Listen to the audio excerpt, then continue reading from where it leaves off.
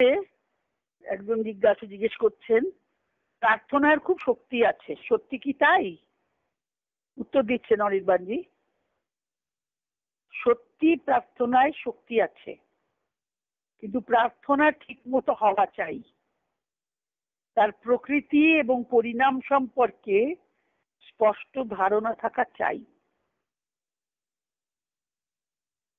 প্রকৃতি মানে প্রার্থনার প্রকৃতিটা কিরকম আর তার পরিণামে কি হবে স্পষ্ট ধারণা থাকা চাই। প্রথমেই বলা যেতে পারে, অশান্ত চিত্তের প্রার্থনায় কোনো ফল হয় না। অশান্ত চিত্তের প্রার্থনায় কোনো ফল হয় না, যদি বা ফল দেখা দেয় তা প্রায় কাকতালীয় বধ। মনের মাঝে নানা রকমের চাওয়া আছে, কতগুলি চাহিদা আমরা নিজের শক্তিতেই মিটিয়ে দিতে পারি। নিজের শক্তিতে যেখানে কুলায় না, সেখানে ঊর্ধ্ব শক্তির কাছে প্রার্থনা করি। কিন্তু এই ঊর্ধ্ব শক্তির স্বরূপ কি, আমাদের জীবনে তার কাজ হবে কিভাবে, আমরা তার কিছুই জানি না। এক্ষেত্রে প্রার্থনা শুধু অসহায় মনের একটা আকুলি বিকুলিকে প্রকাশ করা মাত্র। কি চাই, কি আমাদের স্বরূপ, ঊর্ধ্ব শক্তির কার কাছে চাইছি, আমরা কি করে, কেন, কিভাবে কাজ হয় কিছুই জানি না।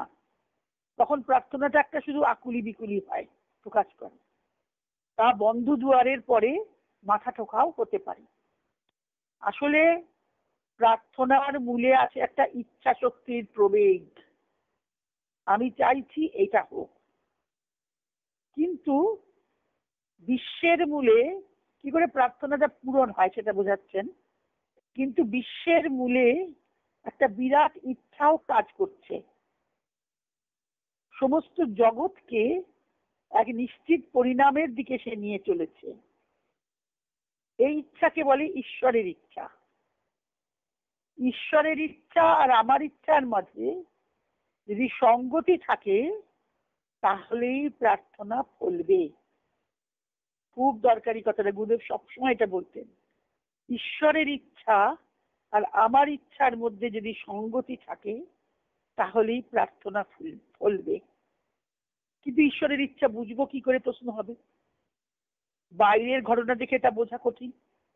জগতে কত কি ঘটছে, কেন ঘটছে, আমরা কতটুকু বুঝি।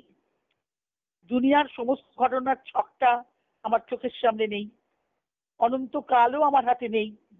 সুতরাং ঈশ্বরের ইচ্ছার কি উদ্দেশ্যে বাইরের জগতে কি ঘটছে তার হিসাব করা আমার ক্ষুদ্র বুদ্ধির পক্ষে অসম্ভব। কিন্তু তার ইচ্ছা আমার জীবনে কি রূপ ধরতে চাইছে, চেষ্টা করলে তা বুঝতে পারি। গুরুদেব আমাকে কবিতা লিখেছিলেন, পূর্ণ করো ইচ্ছা তার, যন্ত্র হও তাহারই ইচ্ছায়। আমার সেই পংক্তিটা মনে সবসময় আবৃত্তি করি বলেই এই পংক্তি এইখানে লেখাটা এত ভালো লাগে।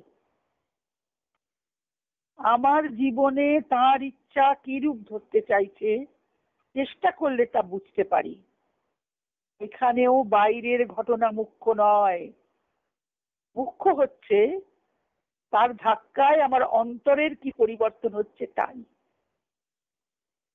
বাইরের ঘটনার অভিঘাতে আমার ভিতরে কি পরিবর্তন হলো, সেইটা হলো প্রধান কথা। পাথরে পাথরে ঠুকলে যেমন আগুনের ফুলকি বেরোয়, তেমনি বাইরের আঘাতে আমার মাঝে আগুন ছুটুক, আমার জড়ত্ব আর চাঞ্চল্য চৈতন্যের স্থির শিখা হয়ে জ্বলে উঠুক।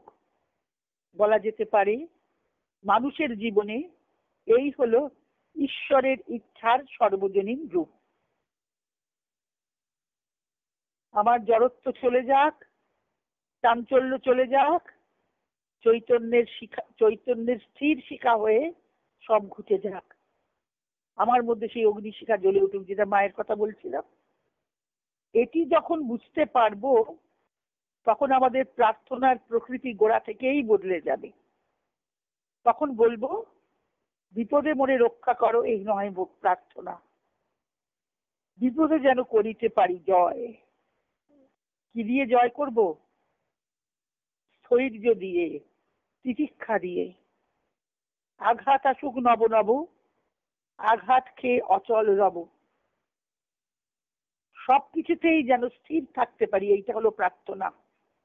এই দিয়েই প্রার্থনা যোগের শুরু।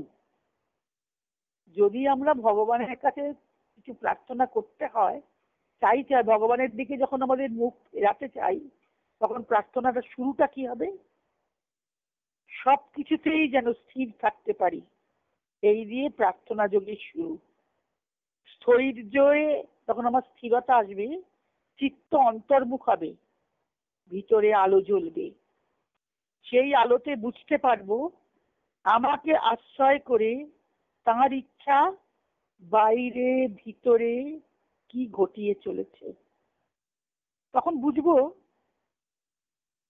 যখন বুঝবো তখন বাইরের কাম্য সম্পর্কেও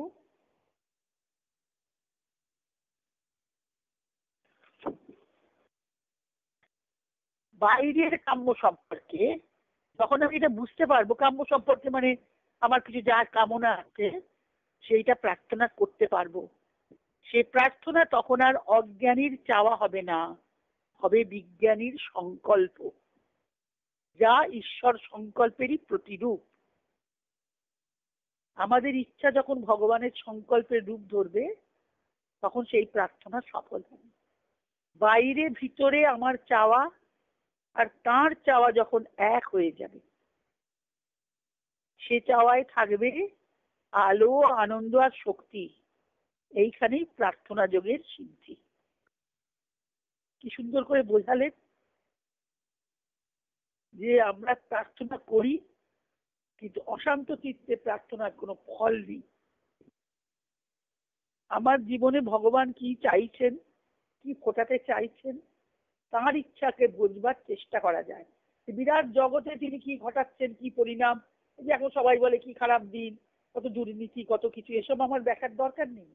আমার জীবনের দুর্নীতি মুক্ত হলো কিনা, আমার জীবনটা ঠিক মতো এই পরিবেশে, সমাজ পরিবেশেই আমাকে থাকতে হবে।